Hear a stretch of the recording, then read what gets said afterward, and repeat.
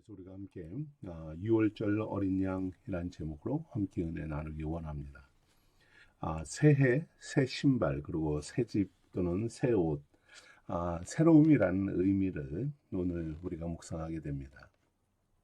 새로움이란 우리 여러분 어떻습니까? 설렘을 주고 또 기대를 하게 하죠. 새로운 사람을 만날 때도 그렇고 새로운 환경에 처할 때도 두려움도 있지만 그러나 또 다른 기쁨이 있습니다. 그것의 가치와 가격, 크기, 그 의미, 느낌 모두 다르지만 새롭다는 것은 항상 소망이 되고 기쁨이 됩니다. 특별히 신앙생활을 하면서 새로운 사명을 받을 때, 또 새로운 은혜와 감동을 받을 때 열정을 품게 되고요. 그리고 새로운 영적 충만함과 기쁨으로 소망 중에 살게 됩니다.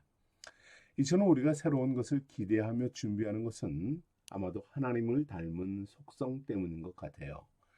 오늘 하나님은 이스라엘 백성들에게 새로운 해를 맞이해라, 그리고 그것을 준비해라 말씀합니다. 이것을 말씀하실 때 하나님이 너무도 구체적으로 아마도 또 새로운 것에 대한 기대감을 가지고 말씀을 하시는 것 같습니다. 그도 그럴 것이 오늘 본문 말씀은 이스라엘 민족이 애굽이라는 이 강대국에서 무려 430년 동안 노예 생활을 하던 삶을 청산하는 날입니다. 이 날을 끝내고 자유를 얻는 역사적 사건에 대한 말씀이기 때문이죠. 430년이란 시간은 결코 짧은 시간이 아닙니다. 우리 역사를 돌아봐도 우리가 조선 왕조를 500년이다 이렇게 말을 합니다.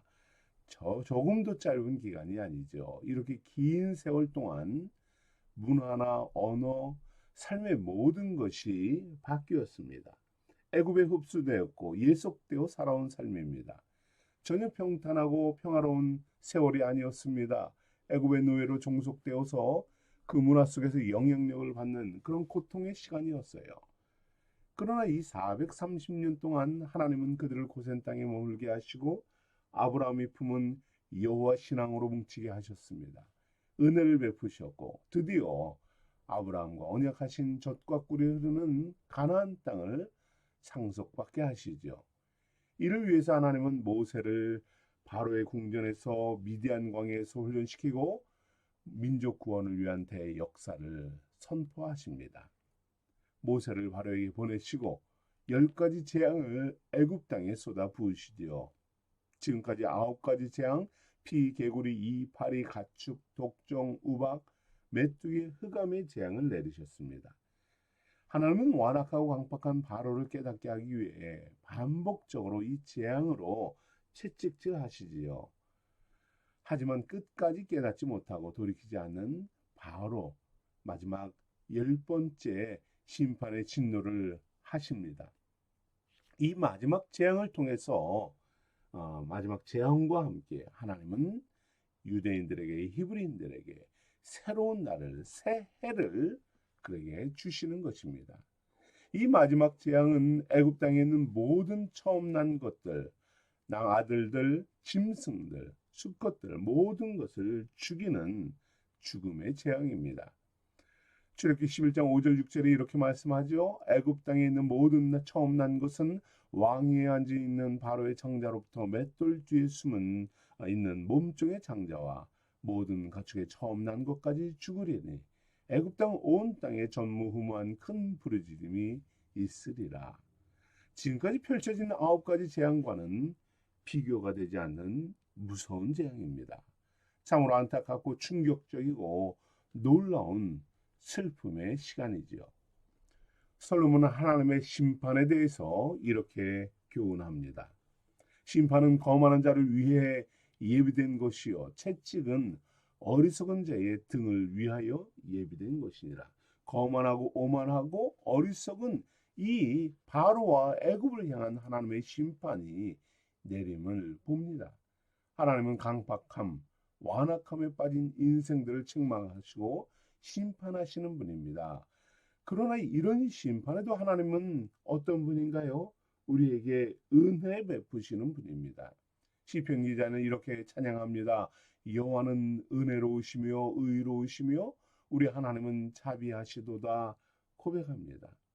인류가 죄악으로 홍수 심판을 당할 때에도 하나님의 은혜를 입은 한 사람, 바로 노아는 그의 가족과 함께 구원을 얻지요. 그렇습니다. 우리 하나님은 은혜로우시며 자비하시며 노하기를 더디하시는 인자가 크신 하나님이십니다. 겸손한 자에게 은혜 베푸시고 하나님 앞에서 죄를 버리고 긍휼의 은혜를 사모하는 자에게 긍휼을 베푸시며 은혜를 베푸시는 것입니다. 모든 자들이 멸망이 선포되었어요. 애굽 전역에 멸망이 선포되었습니다. 여기에는 본래는 이스라엘 백성들도 제외받지 않았습니다. 모든 자들이 재앙이 선포되었습니다. 그러나 그 재앙이 임하는 날 하나님의 은혜를 구하는 자들, 하나님을 바라보는 자들, 그들에게 하나님은 구원의 길을 예비하시고 선포해 주시는 것입니다. 그들에게, 그 하나님을 믿는 자들은 구원을 받고 살아나는 놀라운 은혜를 약속하십니다. 이것이 오늘 본문의 말씀이죠. 하나님의 은혜와 하나님의 구원의 손길을 오늘 말씀을 통해 간단하게 살펴봅니다. 먼저는 하나님은 새로운 날을 주겠다 약속하시는 분입니다. 2절에 이렇게 말씀합니다. 이 달을 너희에게 달의 시작 곧 해의 첫 달이 되게 하겠다 하십니다. 본문의 말씀대로 유대인들은 이 출애굽의 날을 새해로 지냅니다. 이후에 새날은 다양한 명칭으로 의미로 그들에게 불려지게 돼요. 새 달의 이름은 가나안 명칭으로는 아비월이라고 말합니다. 그리고 바벨론 식으로는 니산월이라고 합니다. 특히 새해를 시작할 때에 나팔을 불어서 기념하는 나리오 성회라는 레위기의 말씀대로 나팔을 불어서 유대 절기로는 나팔절이라고 불리기도 합니다. 그리고 현대 달력으로는 이 이스라엘의 새해는 9월 중순쯤 됩니다. 한 해의 첫날, 이것을 로시 하샤나라고 부르는데요. 그런데 이 날은 매우 다양하고 혼란스러운 날로 그들은 지냅니다. 유대인들은 때와 장소, 배경에 따라서 그들이 어느 곳에서는 축제 분위기로 이 날을 축하합니다. 그리고 또 어느 곳에서는 정결의식을 지키며 정결한 날로 이 날을 보내기도 하고요. 또는 이 날을 심판의 날이다 라고 부르면서 하나님의 심판을 생각하고 묵상하며 이 날을 보냅니다. 이 첫날, 새날에 그들은 다양한 활동을 진행하는 것, 복잡한 성격을 지닌 날이기 때문이죠. 왜냐하면 이 새날이 시작된 출애굽의 역사가 바로 그와 같습니다.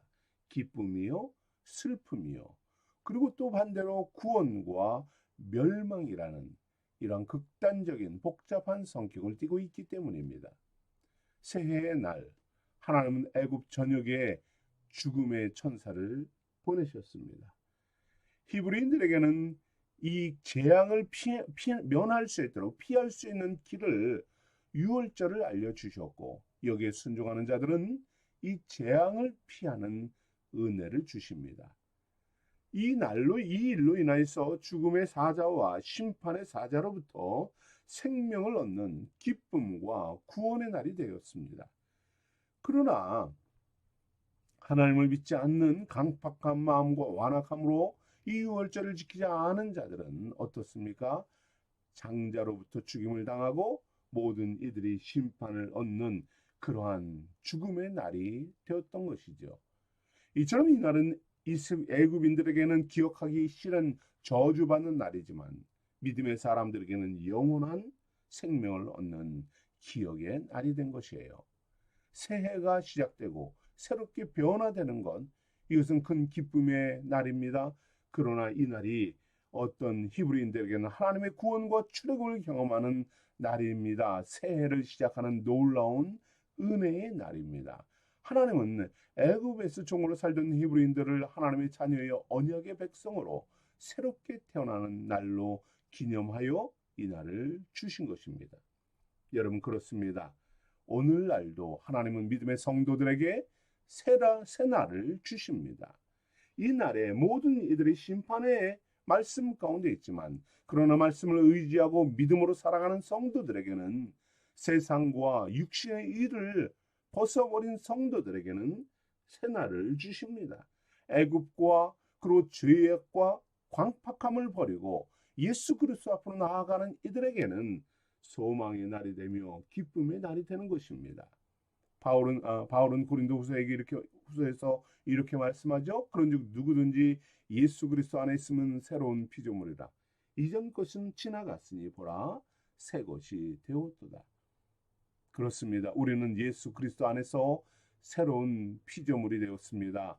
비록 육체는 세상과 연결되고 속해 있지만 우리의 신분은 하나님의 자녀요 하늘의 백성으로 세워집니다. 우리에게는 소망이 있고 일생을 세상 속에서 종과 같이 세상에서 살아가지만, 그러나 그 속에서 강팍한 애굽에서 세상의 파멸에서 함께 멸망당하지 않고 이 세상을 털어버리게 하십니다. 이 세상을 이기는 믿음의 사람이 되게 하십니다. 세상 속에 있는 모든 세월과 역사가 끝났음을 말씀합니다. 더 이상 죄의 노예가 아니라 그것을 청산하고 예수 안에서 자유인으로 믿음의 사람으로 예수의 방식으로 이 세상을 이기며 살아가게 하시는 것입니다. 주께서 여러분에게 주신 이 새날을 기쁨으로 맞이하시기 바랍니다. 이 새로운 존재로서 예수 그리스도 안에서 새로운 날, 영광의 날을 바라보며 나아가는 우리 성도들 되기를 원합니다. 우리가 이 세상에서 예수의 사람으로, 새로운 성도로 믿음으로 걸어가는 우리 생수의 성도들 되기를 축복합니다. 또한 이날은 유월절 어린 양으로 새날을 맞이하게 하십니다.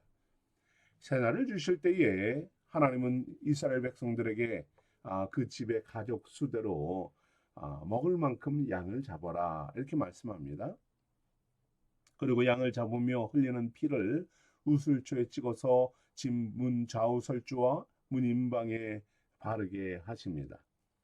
당시 히브리인들은 양을 잡고 피를 바르는 것, 이것이 어떤 의미가 있고 무엇을 위한 것인지 전혀 깨닫지 못했어요. 왜 양을 잡아야 되는지, 왜 이 복잡한 일을 하며 이런 귀찮게 일을 해야 하는지 아마도 도저히 이해하지 못했겠죠. 그러나 하나님은 이 같은 행위로 이것이 믿음의 예식이며 이것이 구원의 표징으로 삼아 주십니다. 오늘 13절에 이렇게 말씀하죠. 내가 애굽 땅을 칠 때에 그 피가 너희가 사는 집에 있어서 너희를 위하여 표적이 될지라. 내가 피를 볼 때에 너희를 넘어가리니 재앙이 너희에게서 내려 멸하지 아니하리라. 하나님은 말씀합니다. 내가 피를 볼 때에 너희에게 구원이 있다 하십니다. 이 피를 보이지 않는 인생들은 유대인이건 히브리 어느 누구든 구원이 없다라는 말씀이죠. 그렇습니다. 이 피의 표적, 이것이 구원의 날이며 이것이 새롭게 되는 날입니다. 이것이 여호와의 절기로 지킬 영원한 규례로 오늘 우리에게도 주신 것입니다. 이것을 유대인들은 여호와의 유월절이다라고 11절에서 말합니다. 그들의 지켰던 유월절 방법은 분명한 원칙이 몇 가지 있었습니다. 반드시 흠없는 어린 양, 1년 된 양이나 염소로 드려야만 했어요. 하나님께 드리는 대속 제물이기 때문입니다. 눈먼 짐승이 아닙니다. 하나님은 흠없고 온전하고 정결한 심령의 성도를 찾으십니다. 바로 거룩함으로 주 앞에 드려지는 그러한 성도입니다. 또한 유월절은 오늘날 유월절은 암컷은 안 되고 수컷이라 합니다. 이것은 장자의 상속과 대표성을 밝히는 원리를 말씀하는 것이지요. 또 양을 반드시 죽여서 피를 흘리고 인방과 문설주에 바르라 하십니다. 바로 하나님이 원하시는 것은 그 피를 보겠다라는 것이지요. 범죄한 인생들을 위한 대속의 피요, 죄를 속하는 구원의 원리입니다. 피를 볼 때에 죽음이 넘어갑니다. 유월절에 은혜가 있는 것이죠. 그 속에 은혜를 위함입니다. 예수의 주님께서 우리를 위하여서 피를 흘리고 그 피를 볼 때에 보는 자만이 바로 구원에 이르는 것입니다. 예수 보혈의 피를 마음에 뿌릴 때에, 우리의 심령에 뿌릴 때에 우리가 예수의 사람이 되고 죄사함의 사람이 되는 것입니다. 우리에게 파멸이 없고 우리에게 영원한 생명만을 주는 예수 보혈인 것입니다. 우리에게 피뿌림의 은혜가 있기를 원합니다. 십자가를 바라보며 피뿌림으로 예수 보혈로 살아가는 그러한 성도가 되어야 마땅한 것입니다. 또한 이 유월절은 재물은 가정 단위로 준비해라 말씀합니다. 작은 가정은 이웃과 함께 그 양을 잡아 먹으라 하십니다. 누구든 예외가 없습니다. 그날 밤에는 하나도 남김없이 먹고 심지어 머리와 정강이 내장까지도 다 불에 구워 먹으라 합니다. 하나님은 모든 가정들이, 모든 성도들이 구원받기를 원하시는 분이죠. 가난한 이웃들과 믿음의 공동체가 함께 나누라 하십니다. 성경학자들에 의하면 당시 죽은 양의 숫자가 무려 한 16만 마리 정도 되었을 것이다 라고 이야기합니다. 어마어마한 숫자이죠. 아마도 고센 땅은 이 양의 피가 흘러 넘쳤을 것입니다. 그러나 그 피로 자신의 집, 가정, 인방과 문설주에 바르지 않으면 아무 소용이 없습니다. 강이 되어도, 그 피가 강이 되어 흘러 넘쳐도 그 피를 바르지 않는 인생은 죽음이지요. 바로 언약과 관계되기 위해서는 우리 가정 안에 예수의 보혈의 피를 발라야 하는 것입니다. 그들만이 언약의 백성이 되며 영광의 새날을 맞이하는 것이죠. 무엇보다 중요한 것은 양을 잡아 피를 바른 집에서 새해가 되도록 나오지 말아라 말씀합니다. 여호와의 죽음의 사자가 피 묻은 집 밖에 있는 모든 자를 심판하기 때문입니다. 우리 안에 항상 여호와의 보혈의 피가 묻혀져 있음을 항상 돌아봐야 합니다. 우리 안에 하나님 예수 그리스도를 바라보고 주님과 함께 동행하는 삶이 멈춰서는 안 됩니다. 이것이 하나님의 놀라운 구원의 섭리입니다. 구원에 참여하는 모든 인생들은 유월절 어린 양의 피 묻음의 역사가, 피 뿌림의 역사가 있어야 합니다.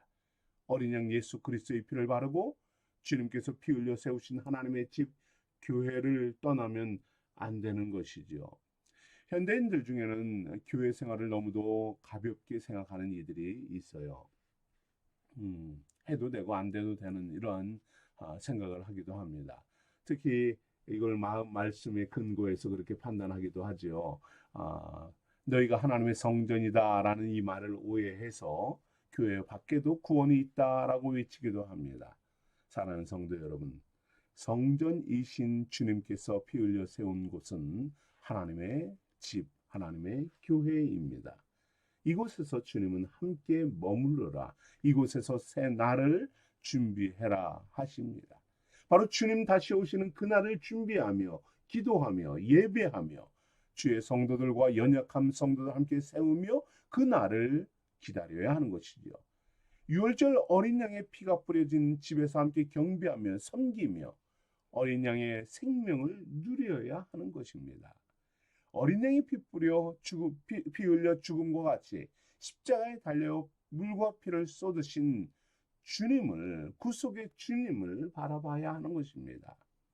그 아들 예수의 피가 우리를 모든 죄에서 깨끗하게 하실 것이요 말씀과 같이 예수의 피로 깨끗함을 입는 성도들 되기 원합니다. 어린 양 예수 그리스도를 구주로 고백하며 보혈의 은혜로 힘을 얻고 구원 얻은 자로 살아가는 성도가 되기를 축복합니다. 영원한 언약의 새날을 믿음으로 맞이합시다. 어린 양 예수 그리스도로 살아가는 우리 생수의 성도들 되기를 축복합니다. 우리 함께 잠시 기도하겠습니다. 할렐루야. 사랑과 은혜가 풍성하신 하나님 감사를 드립니다.